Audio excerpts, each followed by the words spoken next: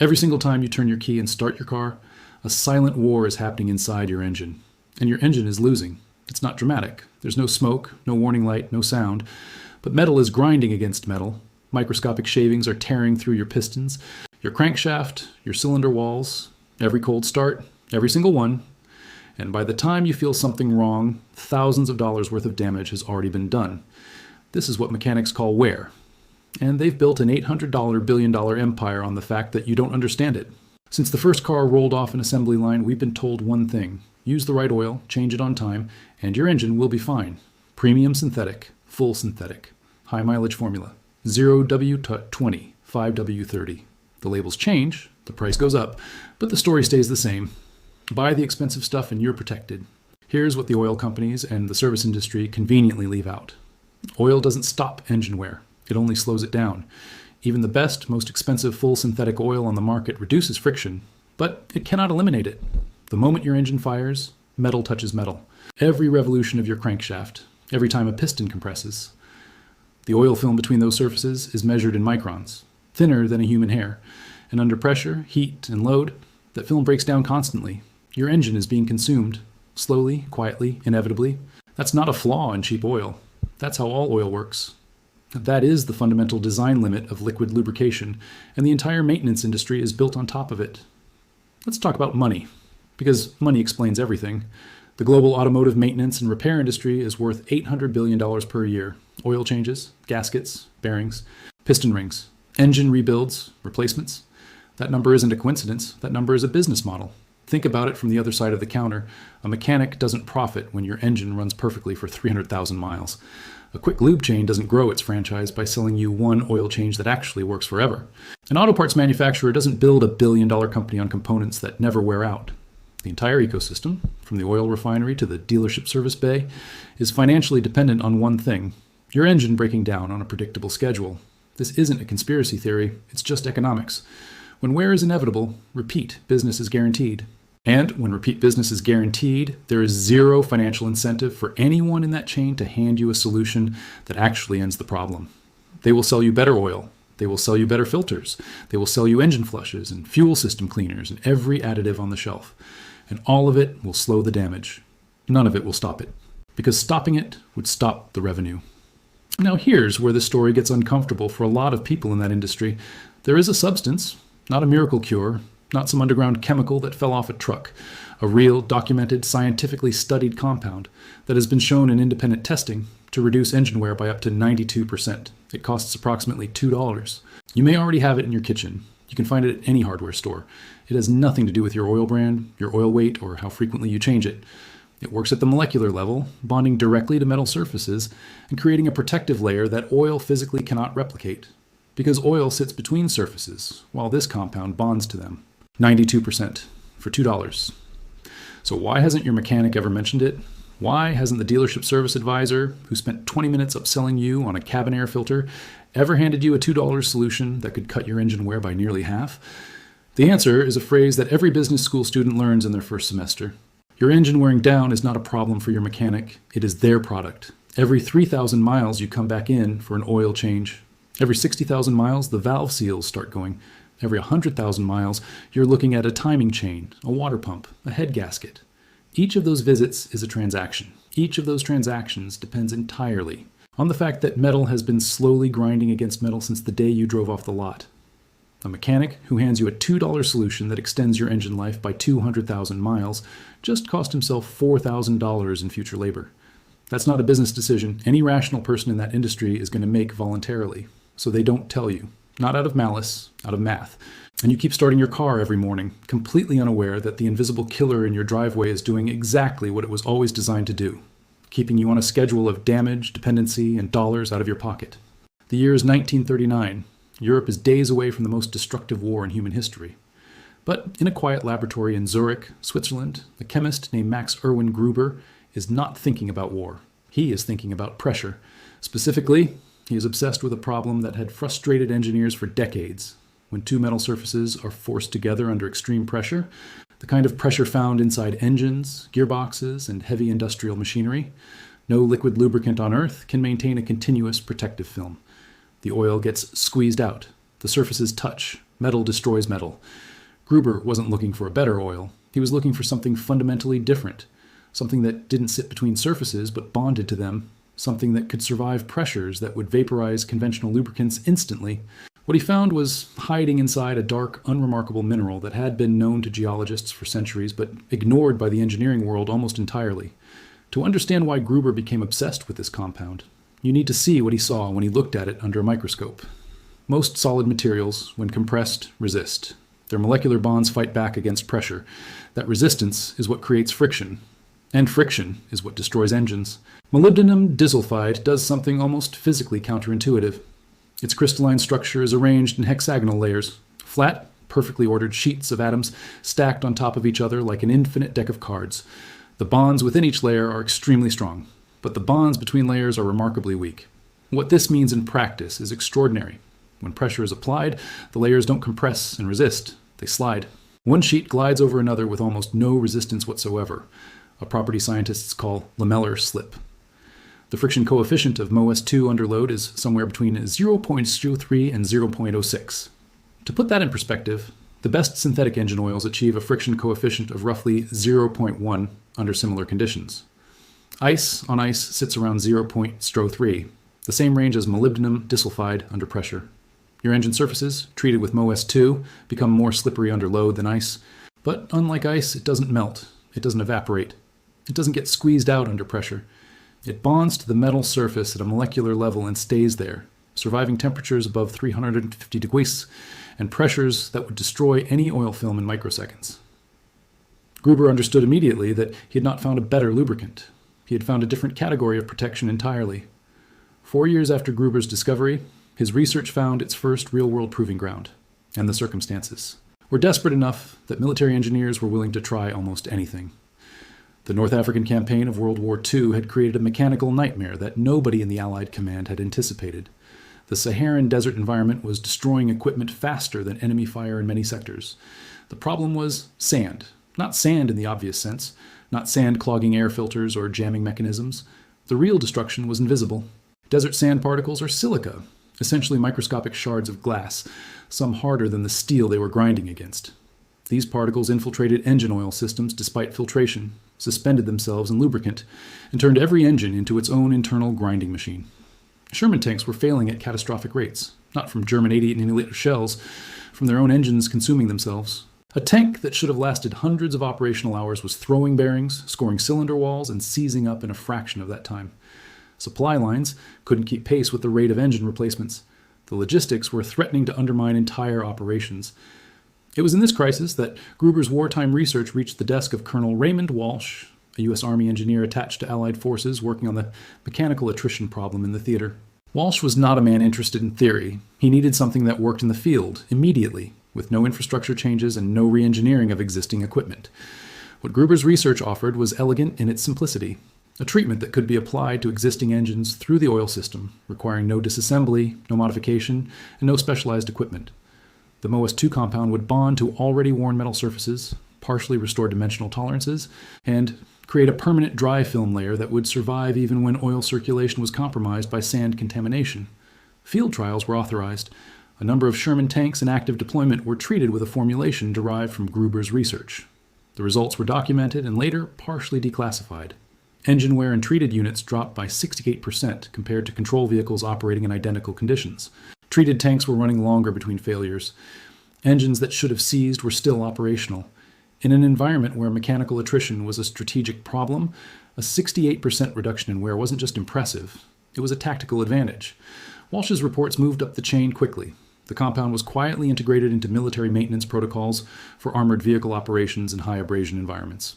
It was not announced, it was not publicized. It became one of those practical battlefield solutions that gets filed under standard procedure without ever generating a headline. The war ended, the files were classified, and the technology sat quietly in military archives while the automotive industry rebuilt itself around an entirely different model. Here is where history takes a turn that is less dramatic than a conspiracy and more damning for being so completely ordinary. After 1945, the United States automotive and petroleum industries entered a period of almost incomprehensible growth. Car ownership exploded. The highway system was built. Oil companies scaled into some of the largest corporations in human history. An entire ecosystem of dealerships, service stations, parts manufacturers, and repair chains built itself on the assumption that engines wear out. That assumption was the foundation. It drove investment. It drove product development. It drove the training of every mechanic who graduated from every vocational program in the country.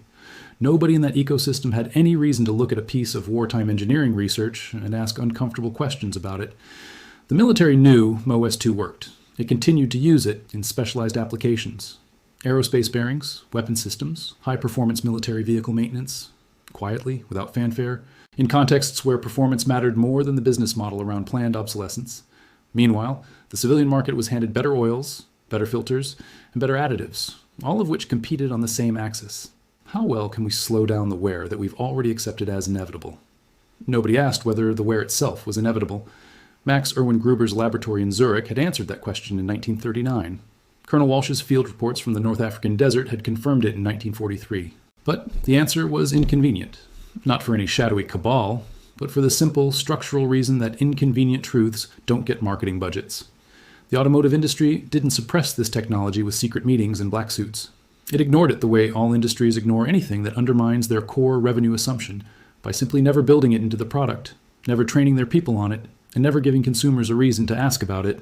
And for 80 years, almost nobody did. The space race didn't just change geopolitics. It accidentally created the most extreme engineering laboratory in human history. And in doing so, it forced scientists to confront a problem that the automotive industry had been conveniently avoiding for decades. The problem was simple and absolute. Conventional lubrication doesn't work in space. When NASA's predecessor agency, NACA, began developing the engineering requirements for jet propulsion systems, and the earliest crewed spacecraft in the late 1950s, they ran immediately into a wall that no amount of oil chemistry could solve. Liquid lubricants in a vacuum environment don't just perform poorly, they evaporate, they outgas, they freeze at one extreme and combust at another. The temperature swings experienced by spacecraft components range from negative 270 degrees Celsius in shadow to over 120 degrees Celsius in direct solar exposure, sometimes cycling between those extremes within minutes.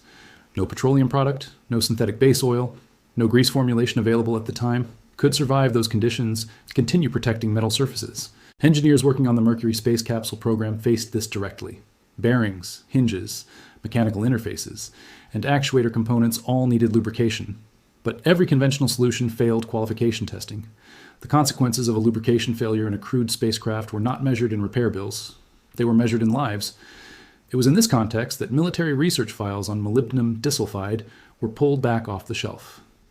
The results of NASA's testing program on MoS₂ during this period were methodical, controlled, and, by the standards of any engineering evaluation, extraordinary. In vacuum chamber testing designed to simulate the thermal and pressure extremes of low Earth orbit, MoS₂ dry film coatings and compound treatments maintained functional lubrication where every liquid alternative had already failed. The compound didn't evaporate, it didn't freeze, it didn't oxidize into a useless crust. Its lamellar, crystalline structure, those hexagonal sliding layers that Max Erwin Gruber had identified in his Zurich laboratory 20 years earlier, performed identically in a vacuum at negative 200 degrees as it did at room temperature under atmospheric pressure. The wear reduction figures recorded in NASA's evaluation documentation, 91%. Not compared to running with no lubrication, compared to the best conventional lubricant alternatives available at the time. 91% wear reduction.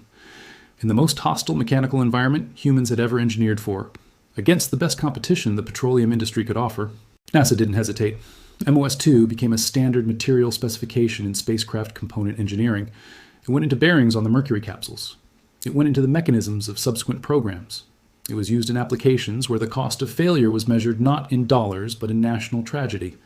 And it performed without a single documented failure attributable to lubrication breakdown. Meanwhile, back on Earth, your family car was still running on the same fundamental lubrication philosophy it had used since 1920. If NASA's findings were extraordinary, they were also easy for the automotive industry to dismiss. Space, after all, is not a highway. The conditions are incomparable. The relevance to a commuter car was, industry voices argued, theoretical at best. So in 1968, the University of Michigan's Engineering Research Division conducted a study that removed every possible objection. The parameters were deliberately ordinary. Standard internal combustion engines, conventional operating temperatures and pressures, real-world conditions that any production vehicle would experience. No vacuum chambers, no extreme thermal cycles, no exotic aerospace scenarios. The study tested 12 different lubricant additives and treatments. representing the full range of commercial and industrial products available at the time, including the most advanced petroleum-based formulations on the market.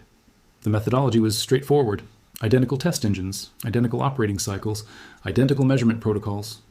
Wear was quantified by direct measurement of metal surface degradation, bearing clearance changes, and particulate analysis of oil samples. Friction was measured continuously throughout the test cycles. After comprehensive testing across all 12 compounds, the results were unambiguous enough that they should have made front-page news in every automotive publication in the country. MoS₂ outperformed every single petroleum-based product in the study, without exception. Without a close competitor, friction reduction compared to the best conventional alternative, 47%. Engine life projection based on measured wear rates doubled. Not improved, not extended, doubled. An engine that conventional lubrication would run to failure in 150,000 miles would, under the wear rates recorded for MoS₂ treatment, be projected to reach 300,000 miles before equivalent degradation. The study was published, it was peer-reviewed, it went through the proper academic channels, and then the automotive industry looked at it, understood exactly what it meant for their business model, and went back to selling oil changes. To understand what happened after 1968, you don't need a conspiracy, you need an economics textbook. By 1970, the American automotive maintenance industry had grown to an annual valuation of $80 billion. That number represented oil companies, parts manufacturers, dealership service departments, independent repair shops, vocational training programs, and the entire downstream ecosystem that had been built on one foundational assumption. Engines wear out on a predictable schedule, and consumers will pay regularly to manage that wear. The University of Michigan study threatened that assumption directly. A compound that doubled engine life and cut friction nearly in half didn't just threaten one revenue stream, it threatened the entire architecture of recurring automotive spending that American industry had spent 50 years constructing. What happened next was not a meeting in a dark room. It was something more mundane and more effective. Institutional inertia weaponized by financial interest. Automotive service manuals, the technical Bibles that mechanics train from, that dealerships operate by, that insurance companies reference for repair standards, are not written by independent scientists. They are produced in collaboration with, influenced by, and in many cases directly funded by the manufacturers and industry bodies whose products they reference. Through the late 1960s and into the 1970s, as MoS₂ research was producing results that should have transformed service recommendations industry-wide, the compound's name quietly disappeared from mainstream service documentation. Not banned, not disproven, not refuted with counter-research, simply not included, omitted, left out of the manuals that mechanics read, the training curricula that technicians completed, and the specification sheets that consumers were handed when they asked what their engine needed. If it's not in the manual, the mechanic doesn't recommend it. If the mechanic doesn't recommend it, the consumer doesn't ask for it. If the consumer doesn't ask for it, the manufacturer has no market pressure to include it. The silence becomes self-reinforcing, and the $80 billion keeps growing year after year on the back of wear that didn't have to happen. There's one more mechanism worth examining, because it is still operating on you right now, every time you walk into an auto parts store or sit across the counter from a service advisor. The deliberate complexification of oil specifications. Consider what has happened to motor oil labeling in the past 50 years. In 1960, you chose between a handful of viscosity grades. Today, you navigate a labyrinth. SAE viscosity grades, API service categories, SN, SP, SN+, ILSAC ratings, GF5, GF6A, GF6B, OEM-specific approvals, BMW Long Life 04, Mercedes 229.5, VW 502, drawer 505.0, DexOS 1, DexOS 2, full synthetic, synthetic blend, high mileage, Euro formulations, diesel-specific grades. Each specification is technically real. Some of the distinctions genuinely matter. But the cumulative effect of this complexity is not consumer empowerment. It is consumer dependency. When the specification landscape becomes incomprehensible to anyone without an engineering degree, the ordinary driver does the only rational thing available to them. They ask the mechanic. And the mechanic, trained exclusively within an industry ecosystem that has financial reasons to keep the conversation inside its own product universe, recommends what they always recommend: the approved oil, the scheduled service, the industry-endorsed solution. The question, is there something that reduces wear by 91% that costs $2, never enters the conversation. Not because the mechanic is dishonest, because the system was designed to make that question unaskable by making the alternative conversation so technically overwhelming that most people exit it immediately and defer to authority. This is not an accident. Complexity that requires expert interpretation creates expert dependency. Expert dependency creates recurring revenue. Recurring revenue funds the lobbying, the training programs, the manual writing, and the specification setting that produces more complexity. The circle closes, the engine wears, the invoice arrives, and somewhere in a university archive, a peer-reviewed study from 1968 sits quietly confirming that none of it had to happen this way. Everything documented in the previous 3 parts, Gruber's Zurich laboratory, the North African desert, NASA's vacuum chambers, the University of Michigan's test engines, all of it points to the same compound. And after 80 years of institutional silence, that compound is not difficult to find. Molybdenum Disulfide, MoS₂. Search that exact term on any major e-commerce platform. Walk into any serious hardware store or industrial supply shop. Look at the additive section of a well-stocked auto parts retailer. You will find it. In powder form, in liquid suspension, in grease formulations, sitting on a shelf with a price tag that will seem almost offensive given everything you now know about it. The powder form runs between $1.50 and $3 for a quantity sufficient for a full engine treatment. The liquid suspension, which some users find easier to measure and mix, typically costs between $4 and $8 for a treatment-sized bottle. Still less than a fast food meal, still less than a fraction of a single oil change, and orders of magnitude less than the bearing replacement or cylinder wall repair it is preventing. There are commercial oil additives on the market that include MoS₂ as part of their formulation. Products like Liqui-Moly MoS₂ Anti-Friction, which has been manufactured in Germany for decades and is used widely in European markets where consumer awareness of this compound has historically been higher than in North America. These products are legitimate and effective, though they carry a price premium for the branding and formulation work. For the purposes of this guide, we are talking about the raw compound itself, because understanding what you're actually adding, rather than what is printed on a marketing label, is the entire point of everything that came before this moment. You now know what it is. You know where it came from. You know what the data says. Now here is exactly how to use it. The application process is deliberately simple. This was one of the practical advantages that Colonel Walsh's engineers identified in 1943. The compound requires no specialized equipment, no engine disassembly, and no technical expertise beyond what you are about to read. What you need: your existing engine oil, fresh or within its service life, MoS₂ in powder or liquid form, and a functioning engine that is at normal operating temperature. Step 1. Warm your engine fully. Drive normally until your engine reaches its standard operating temperature. Do not attempt this on a cold engine. The thermal expansion of metal components at operating temperature opens microscopic surface irregularities and pores that allow the MoS₂ particles to seat properly during the bonding process. A cold engine will not bond the compound as effectively. Step 2. Add the compound to your oil. With the engine off and cooled just enough to handle safely, remove your oil filler cap. Add your MoS₂ directly into the oil. Powder form, 2 level tablespoons for a standard 4 to 5 quart engine. Scale slightly for larger diesel or truck engines. Liquid suspension form, 4 fluid ounces for a standard passenger vehicle engine. Replace the oil filler cap securely. Step 3, idle for 15 minutes. Start the engine and allow it to idle without driving for a minimum of 15 minutes. Do not rev it, do not load it, simply let it run at idle speed. During this period, the oil circulation system is distributing MoS₂ particles throughout every lubricated surface in your engine: crankshaft bearings, camshaft journals, cylinder walls, valve train components. The particles are beginning the initial stages of their molecular bonding process with their metal surfaces under the relatively gentle conditions of idle, which allows for even distribution before load is applied. Step 4. Drive 50 miles at varied speeds. After the idle period, drive your vehicle for approximately 50 miles. Include a mix of city and highway driving if possible, varied engine speeds and load conditions. Accelerate the completion of the molecular bonding process across the full range of surfaces and pressures your engine experiences. During this drive, heat and pressure are completing what idle began. The hexagonal MoS₂ layers are seeding themselves into the microscopic topography of your metal surfaces, creating the dry film protective layer that will remain even when oil film breaks down under extreme pressure or during the critical minutes of a cold start. After those 50 miles, the treatment is complete. The bonded layer does not wash out during subsequent oil changes. The MoS₂ is no longer suspended in the oil at that point. It is part of the surface itself. You can and should repeat the treatment with each oil change to continuously renew and reinforce the layer. But the protection established in your first treatment begins working immediately and persists through normal driving conditions indefinitely.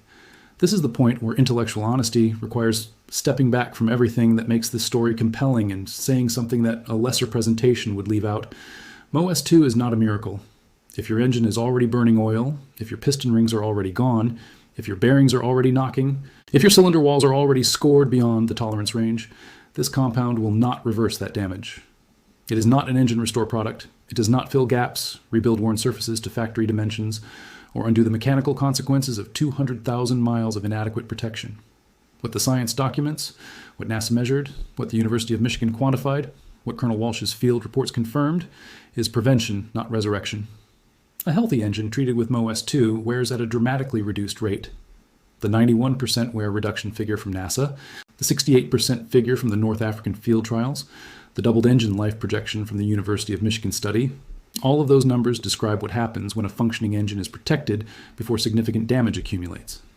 If your engine is in reasonable condition, if it starts cleanly, runs without major symptoms, holds oil pressure within normal range, then MoS₂ treatment gives you something the automotive industry has spent 80 years making sure you didn't have: a realistic path to an engine that outlasts the rest of the car. 300,000 miles, 400,000 miles.